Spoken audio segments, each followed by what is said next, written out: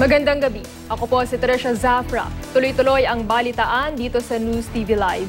Isinugod sa Asian Hospital si Cavite Vice Governor Jolo Revilla dahil sa tama ng bala sa kanang dibdib. Ayon sa tagapagsalita ng pamilya Revilla na si Attorney Raymond Fortun, bagamat nasa Intensive Care Unit o ICU si Revilla, stable na raw ngayon ang kondisyon nito.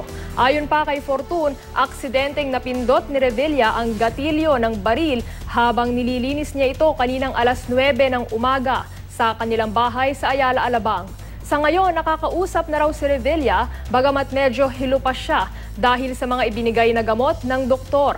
Nasa ospital ngayon ang ina ni Vice Governor na si Cavite Representative Lani Mercado Revilla, pati si Bacoor Cavite Mayor Strike Revilla. Alam na rin daw ni Senador Bong Revilla ang nangyari sa kanyang anak at siya mismo ang nagpapunta kay Fortun sa ospital para alamin ang kondisyon nito.